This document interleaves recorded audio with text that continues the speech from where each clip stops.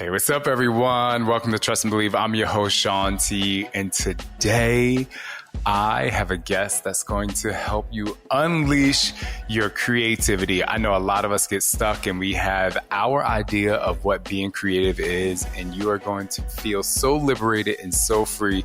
You're also going to feel what it's like to trust and believe in the photos you take and a couple other surprises. So get ready to trust and believe with Nick Onken.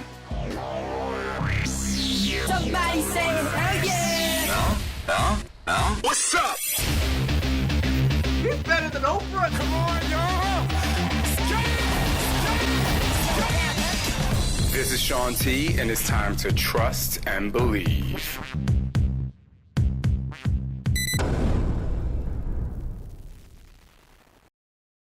I've been wanting to ask you a question for a very long time.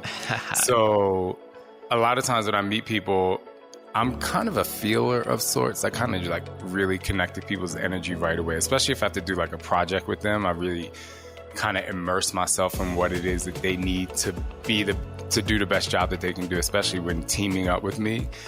But, you know, I hear a lot of people out there talk about that they're not creative. They say, I'm not a creative person.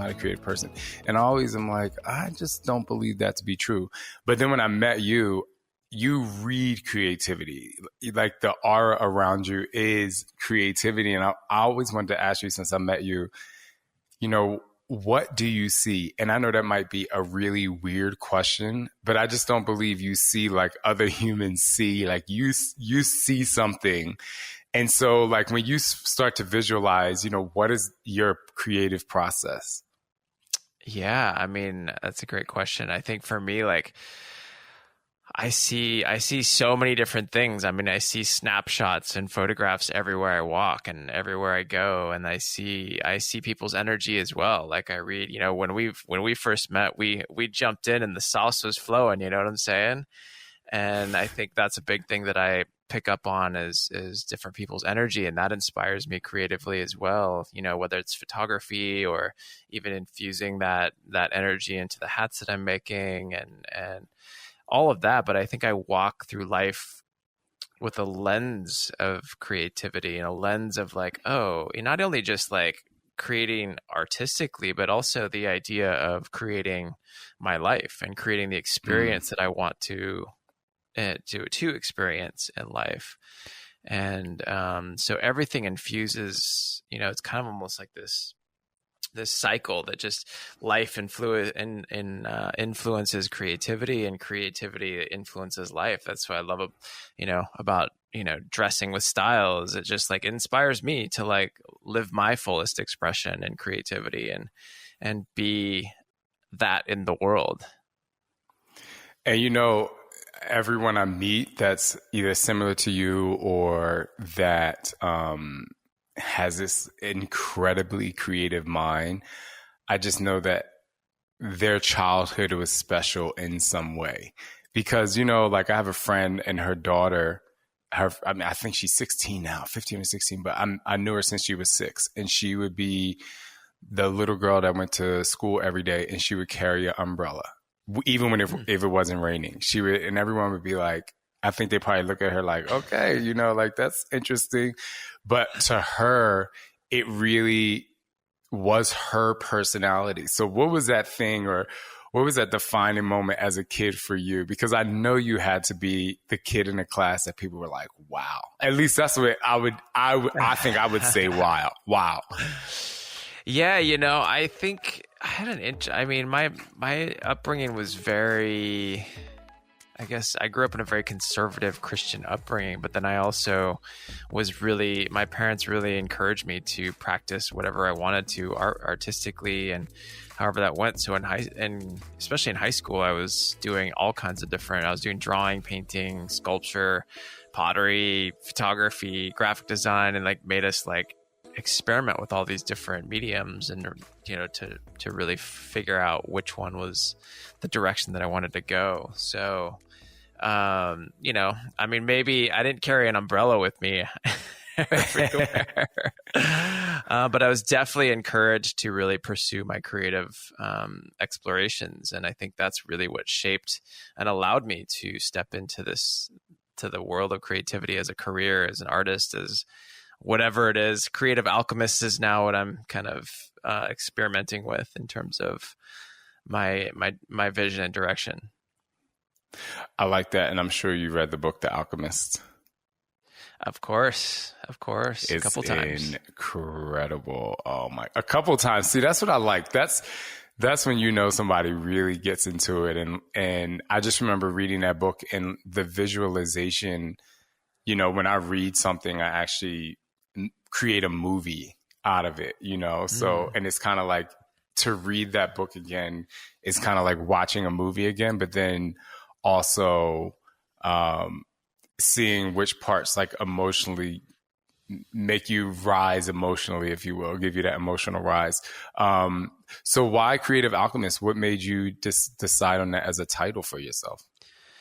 Well, I think it's because I've been trying to figure. I've started over the last few years. I started as a graphic designer, and that was my first career. And then I moved into being a photographer, and I started shooting. You know, I was shooting all these different celebrities and brands and magazines and all these different things. And that career kind of that business did really well for a while. And then as social media and things like kind of flipped things upside down, I started exploring other mediums. So painting, as you can see behind me, some of those paintings, and then hats I've been making for a couple of years, and then podcasting, and I've just really kind of expanded the mediums that I create with. And I've been kind of over the last couple of years trying to think of like, okay, how can I bring all of this into like a little bit more of an umbrella? And so the idea is that creative alchemy, you know, to be able to alchemize everything from within. I'm really big into like personal development and spirituality stuff and how that integrates into the artwork and into the outward expression.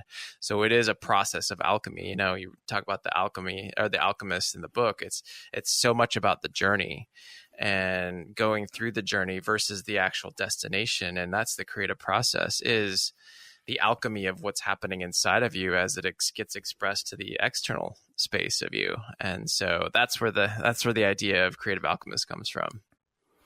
And so I know that, again, there are a lot of people out there who say they aren't creative. And I think a lot of times it's because they put up this block. So, you know, how would you inspire that person to say, you know, to kind of let down their walls, to be fearless and really kind of like really get into that self-expression? And the reason why I ask that is because hearing that you grew up in a conservative Christian household, which I did too, I think that, you know, and I don't know how you felt about it, but I know that just religion in general can, for some people, feel like it creates barriers where you aren't able to express yourself. And you had parents that were like, no, like, go do that. So what would you say to people who kind of want to branch out and really express themselves and create their own kind of destiny through their creativity, but they have, you know, some sort of barrier or fear that's holding them back? Yeah, that's a great question. You know, I think I've been working on this idea, this course, this process, this program that I'm working on and coming out with called Identity Alchemy. And the first step of that identity alchemy is deconstruction. And I think the first piece would be to start deconstructing those belief systems, the belief system that I'm not an artist, the belief system that that's not my thing. And I think part of that deconstruction is the idea that is the belief that you have to actually be an artist, or to be creative, you have to be an artist, right? Well, I don't think that's the case. Everyone is creative. We're all able to create something from nothing. If you're an entrepreneur, you're a creative, right? Your art is your business, and that could be anything. If you love cooking, your art can be cooking. I think being creative is first breaking down that belief system that creativity is just artistic. And then you can start to kind of step into the space of curation, which is like kind of second part of the process of the curation of, okay, well, who do I get to be in this world? What can I create? If I'm not artistically inclined traditionally, what is my art? What do I want to make? And that could be anything. I mean, you could be an event curator, an event artist, or whatever that is, whatever lights you on fire. I think, then part of the process is really about experimenting and trying new things without the pressure of it having to be something. You know, play is such a huge piece of creativity, and this could be just playing in any sort of medium where nobody's watching, right? Nobody has to know what you're doing. You don't have to have the pressure of putting your work out there and it being something. Like, I think that first step is after you've kind of moved past that barrier of the limiting belief that, you know, art or creativity has to be art, then you can start playing and experimenting. And then you can start, if you want to take that further, you can go and become that in the world and do that. But, you know, it really just comes down to the aspect of breaking the belief and experimenting and playing and just having fun and creating the sandbox to play, right? Creating a sandbox in your life. And, you know, whether that's one night a week that you get to try something new, might go take a class or take a class online and experiment with something that you can then take that knowledge and go and create. I mean, there's so many, like Masterclass, for instance, has so many things that you can play with. And that's how over the last few years, I've just started playing with different mediums and playing with different things. Now I'm playing with DJing and messing around with that. I wouldn't call myself a DJ or anything, but, you know, I'm just messing around with it. It's fun. I'm playing with it. So that's I think the biggest piece, or both those two kind of things are the biggest pieces to walk away with. First of all, that sounds like an amazing course, but also I think that you kind of, at least for me, I mean, I'm a creative person and I dive into it and I don't even care what it is. If I feel like I want to do it, I want to try it. But just hearing you say that being creative doesn't equate to what we know as art, right? Because like you said, someone who's an entrepreneur or an event planner or whatever it is that you do, that is your creative space. And I think a lot of times people, you know, I know I've encountered just a lot of people in general where they look at either celebrities or they look at someone who became famous for something great and they look at them and they immediately put people on a pedestal. And I actually don't like that because I feel like you and I can go talk to the person at the mall if we're walking by them and they can teach us something, you know? And so I like to empower people to really trust and believe that what it is that they're doing at this moment is creative. It is helping the world because, you know, you're made up of whatever you're made up and you're able to do something that is, you know, passionate to you. So what you say about everything you can utilize creativity in everything that you do and it can be your art is so dope to me. I think that's like such a cool thing. So you have to let me know when this course drops because I got to tell people they need to go do that because no one talks about that, you know? And, you know, you talk a lot about different mediums and I think it just opens people's minds up, especially because you're trying different things. And, you know, I know you as a photographer, right? Initially, which I definitely want to talk about for a second. So as a photographer as the person on the other side of the lens, looking at someone as, you know, art or passion or whatever you see them through, you know, being on the other side of that camera, being the person getting the photos taken can be tough and heavy and scary because, you know, you're constantly being judged, right? And so we have social media out there and we have whatever out there where we are now taking a lot of pictures and everybody's like filtering and editing and cropping and all this stuff. And so for you as the expert and artist on the other side of the lens, what kind of freedom can you give people when it comes to taking pictures, posting pictures, editing pictures? Like what? Because I feel like we get stuck for the double click, you know, we get stuck in like wanting that double tap, you know, so what kind of power can you give people when they go into that taking the photo space? Yeah, you know, I think the first thing to know, I mean, if you're working, you know, if we're talking about working with a photographer, I think the first thing is like everyone takes a bad picture, We just take a lot of them, enough of them to throw the bad ones out, right?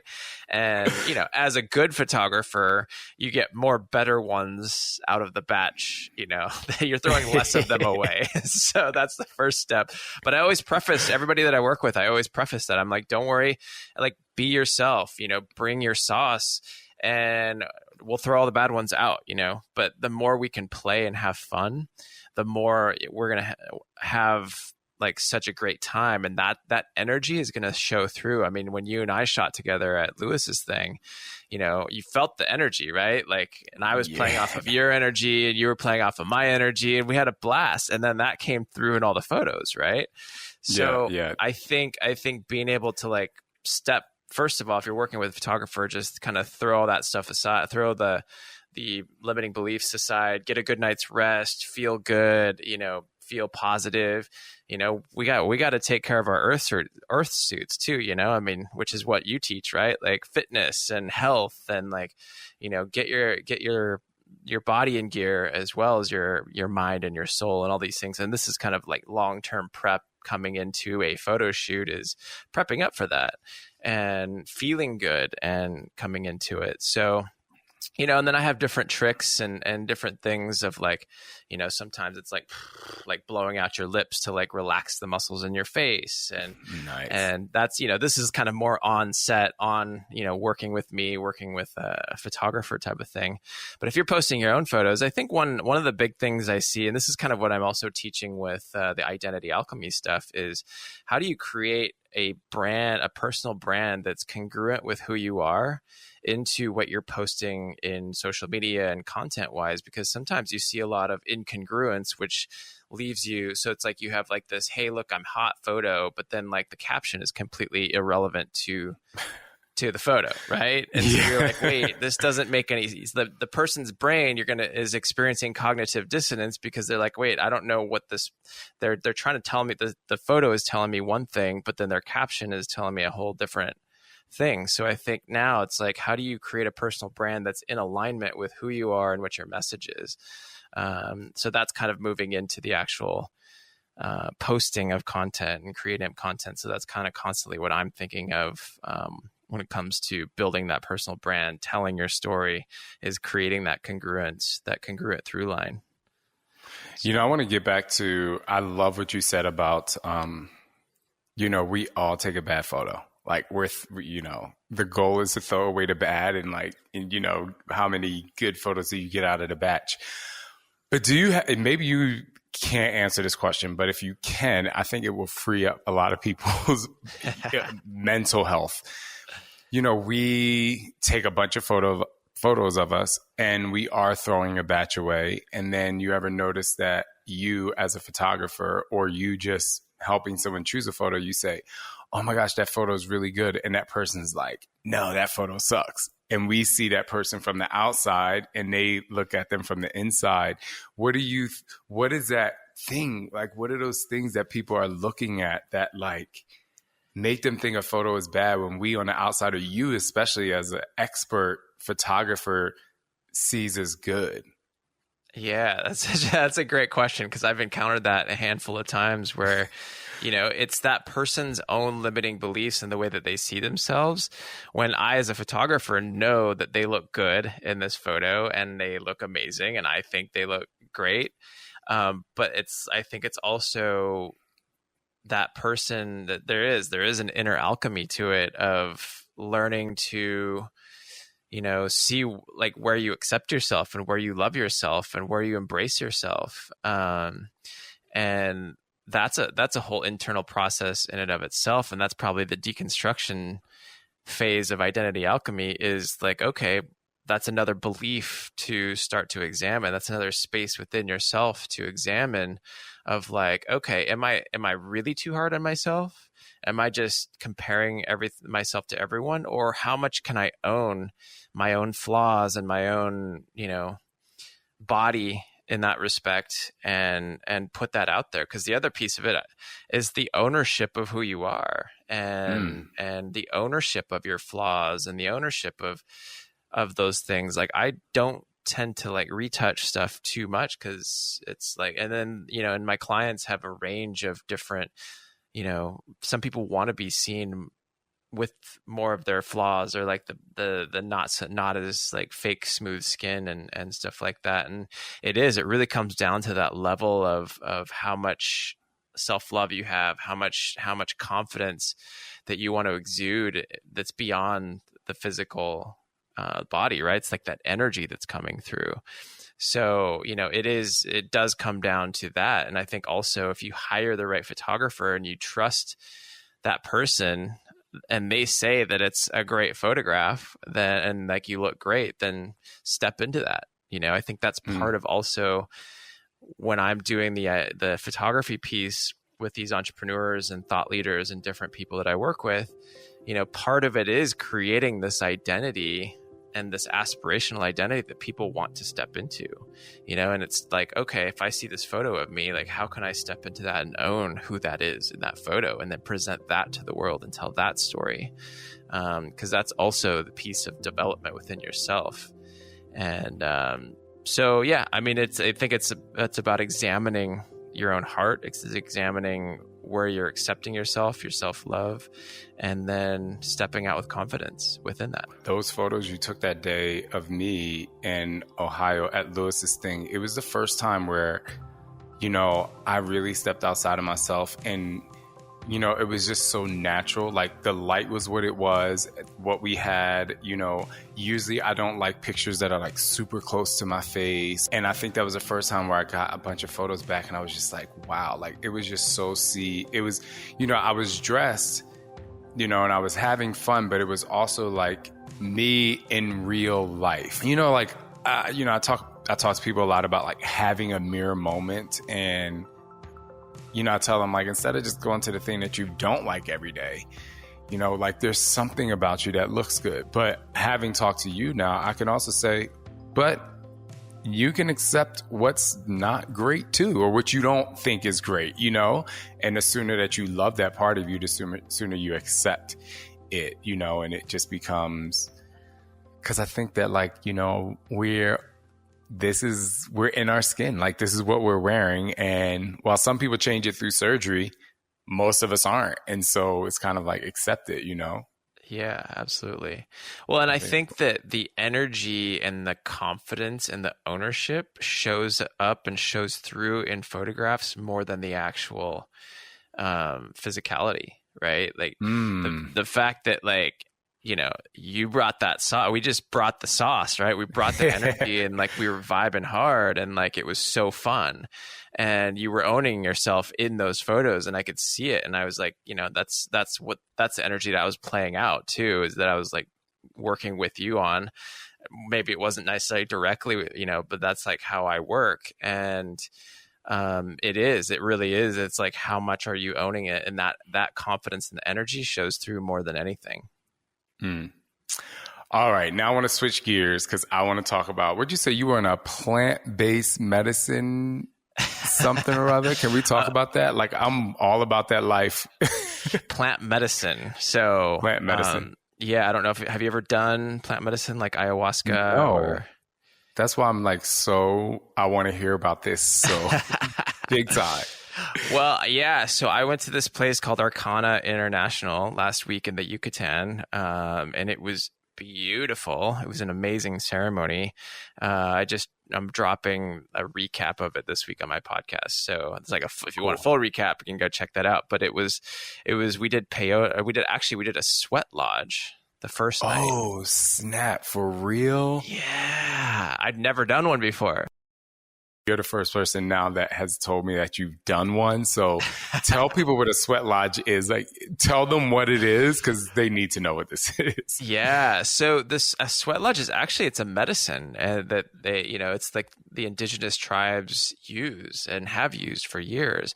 And it's like it's kind of a circular kind of yurt type of thing, but this one we went in was like completely concrete all the way around, and they had like a little door, and they were like they had a big fire going outside, and they were like cooking up and heating up these rocks, So they were like molten hot red rocks. And like we all piled in around, we got in and we like went around in a circle on the outsides. And in the center, they had like a little pit where they brought the rocks in, and then probably brought like 10 of them in, put them in a pile, and they would take water and dump water onto the rock, so it steamed up the whole room, kind of like a sauna. But this is like, we were in there for over an hour, and it was wild. I mean, I'm the guy that I like sit in a hot tub for like 5 minutes and I overheat and I have to like sit inside of it.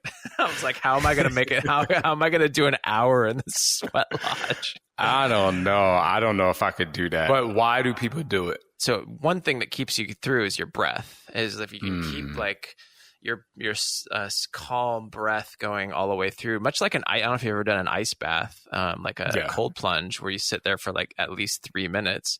And it's like so much about controlling the breath, because the breath regulates your whole body temperature. That's what allows you to stay in for so long.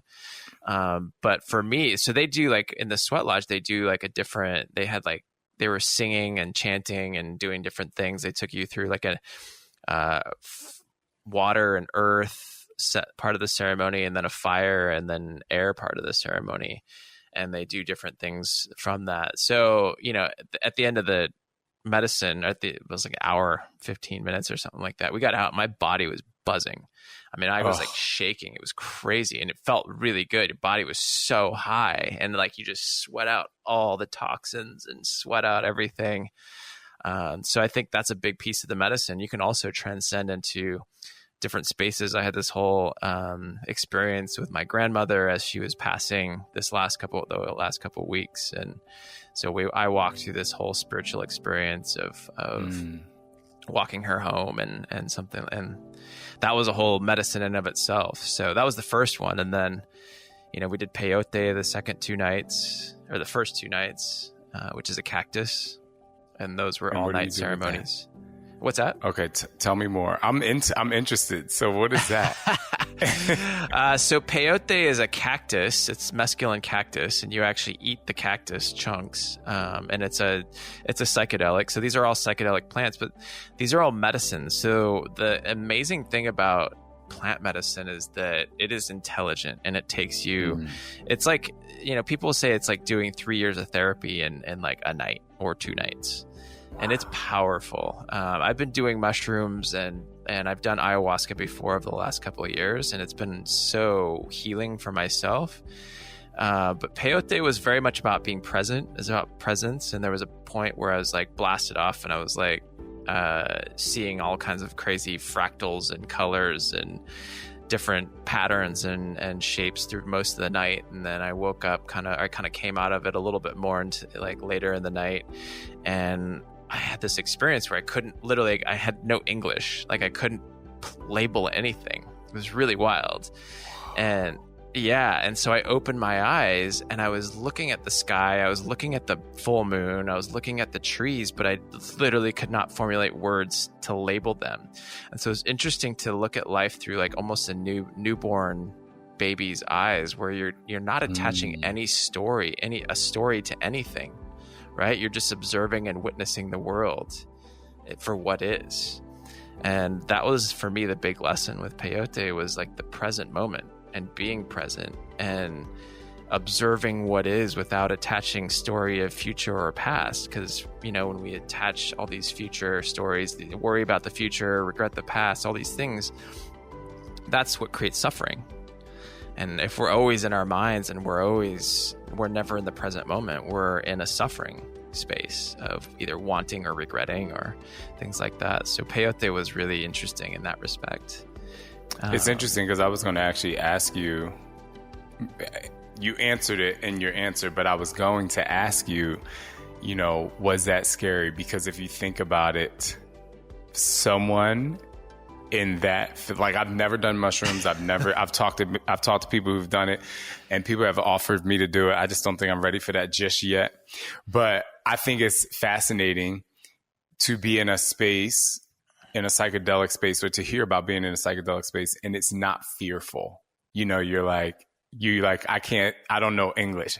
And I think my anxiety mind would be like, oh my gosh, will I ever be able to speak again? But then I'm thinking, and I don't even know if I'm speaking, like, you know what I mean? You don't even know what's happening.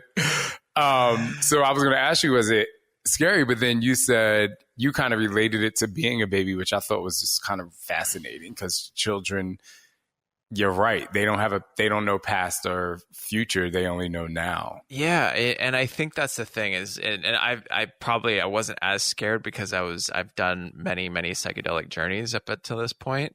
So the one thing with all these is crafting the setting and intention, going into it. And if really good book to read is How to Change Your Mind by Michael Pollan.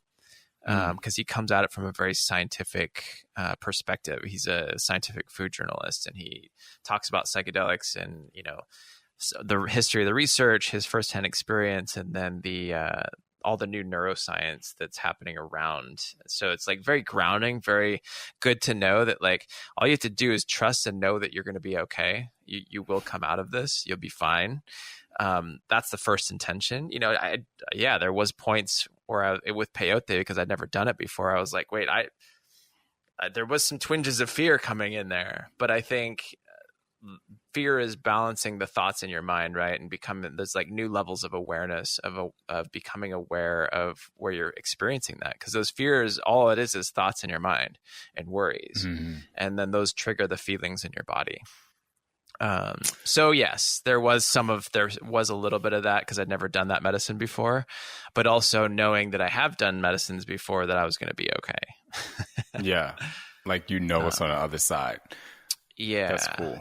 And it's beautiful, you know, and then ayahuasca was even more beautiful and intense. And it's very much a therapy medicine, and it blows my mind how deep you can go. And for me, it was like once you take enough and get yourself into the portal, you're almost like having a conversation with the medicine or your higher self or whatever you want to call it, as almost like a therapist. Like, you can ask her questions. They call it Mama Aya. Grandmother medicine is what it is. And you can ask questions and she'll take you to the places that you need to go to heal. Right. And she'll, you know, there is what's called the purge, is like when you throw up but the thing is, when we're on the medicine, it's totally different. And you're purging these traumas from your body. You're getting rid of this stuff, and you kind of actually want to make sure that it gets out, which can be daunting because, I mean, who likes to throw up? Not me. I know. Not me. Just thinking about that, I'm like, I think I know one person that's actually tried that. And she said, you know, she described it very similar to you.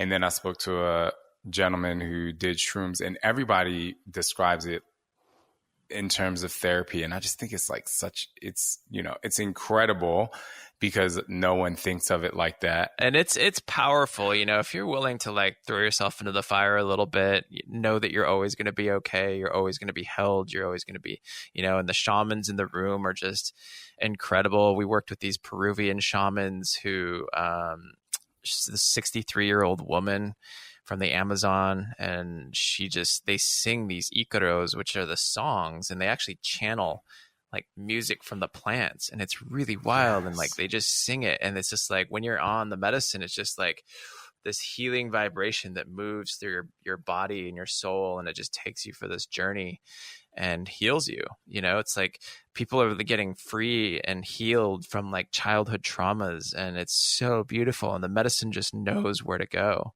and it's intelligent, and it blows my mind, and like literally in so many different ways.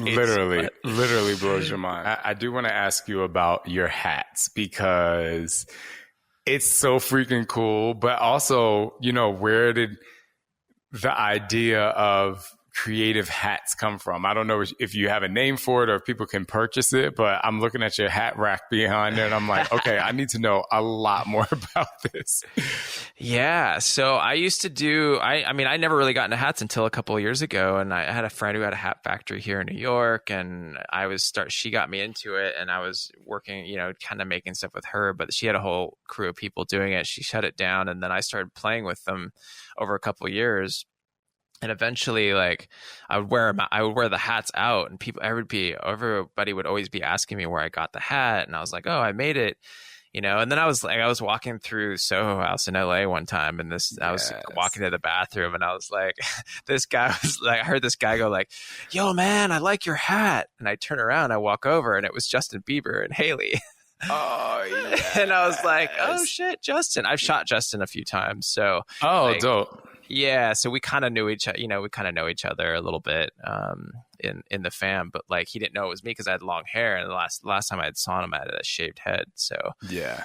He's like, "Yo, this hat's dope." I was like, "Yeah, man, I made it." He's like, "Oh, that's super cool." So at that point, then I had another person like a week later tell me a publicist wanted me to make one for somebody for the Grammys or something like that. And I was like, oh, sweet. Okay, I better get my ass in gear and like do something about this. So I created an Instagram. It's just Onken hat.